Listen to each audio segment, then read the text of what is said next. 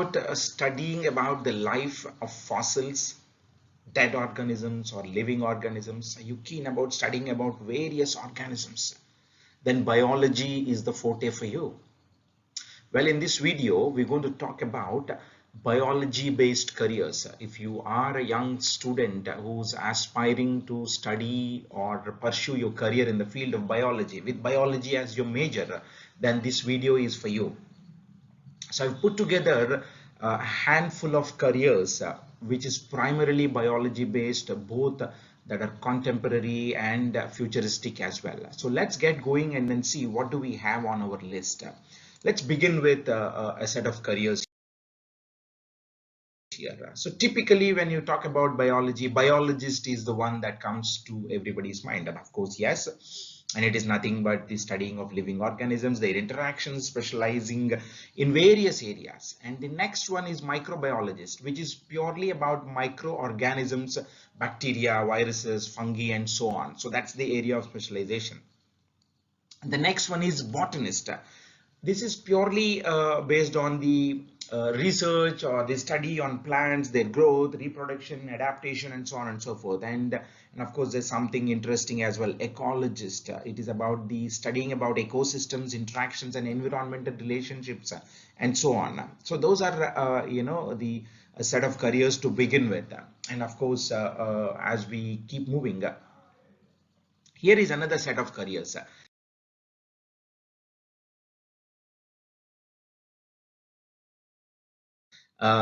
Genetics. It's basically about genetics, physiology, molecular biology, biotechnology. So these are the other set of careers, and of course these are again a lot of prospective, purely biology based, getting into a specialized area. And by the way, let me remind you, if you wish to pursue a career in biology or biology based careers, then the requirement would be biology, physics, chemistry should be ideally your majors at a +2 level.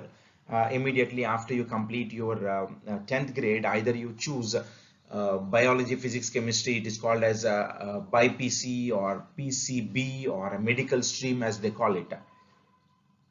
We are not going to limit our conversation here only about healthcare and medicine, but we'll look at what are the other areas as well. And let's see the next set of careers on the list: bioinformatics, biomedical scientist, pharmacologist. Pharmacology is all about drugs, pharmaceuticals, and biological systems, and biomedical scientist is more about research, medical laboratories to improve the well-being of patients and to advance the healthcare and so on. Bioinformatics is basically using the biological data and to interpret various scenarios which will help in research or various drug development or any advancement in the field of biology. Well, the next set is epidemiology, biostatistics, wildlife biologist. Like wildlife biologist is about researching and studying about the wildlife species and their ecosystem, which who suits where, who doesn't fit where, in which kind of environment, what are the various requirements. That's all about wildlife biology. And biostatistician is basically a little bit of statistical knowledge applying to interpret the biological data. So that would yield a lot of benefits as we advance from any healthcare development. It could be a vaccination development, it could be drug development, or it could be anything for that matter. This is going to help. And epidemiology, it's basically about this person who is an epidemiologist who will focus on investigating the spread and control of disease within populations when you have a widespread outbreak. So these are the people who would actually look into those segments. And the next one is marine biologist. This is one of the very interesting and very very fascinating career, marine life and ecosystems in oceans and seas.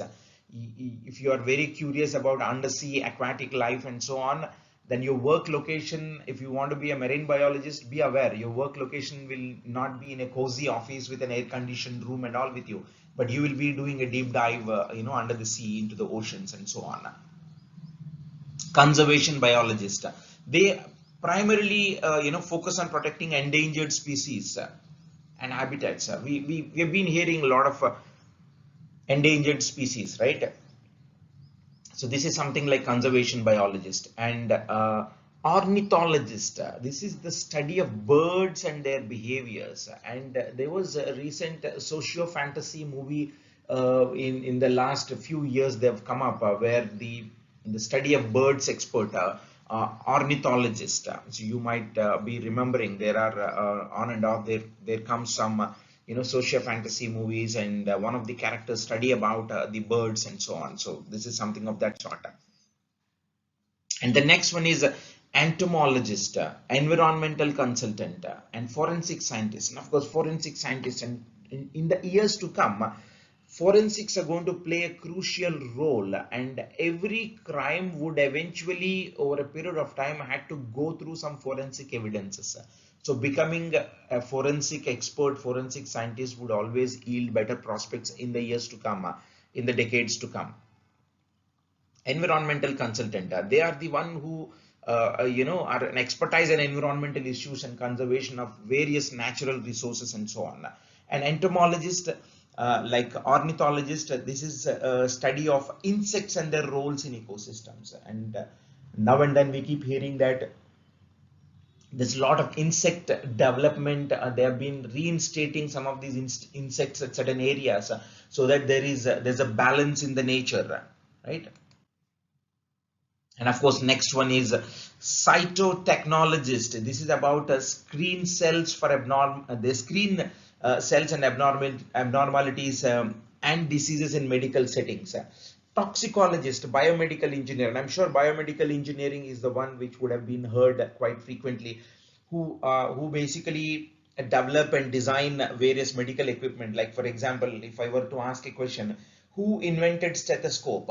There is a name to it, but definitely not necessarily a doctor has to invent it, but a biomedical engineer can develop, innovate, and come up with such medical equipment, whatever evolvements are happening. Toxicologist is about the one who studies about various toxins and chemicals on living organisms. So those are some of the other set of careers, my friends, and the list continues. Biochemistry research scientist, cell biologist, plant genetics. It's about working on plant genetics and breeding. How composition, what composition has to be brought together if you were to come up with a new breed. Cell biologist is about the structure and function of various cells, primarily insects or various other aspects. And biochemistry research scientist is about doing a researcher, becoming a scientist who primarily focuses on biochemical processes and their reactions.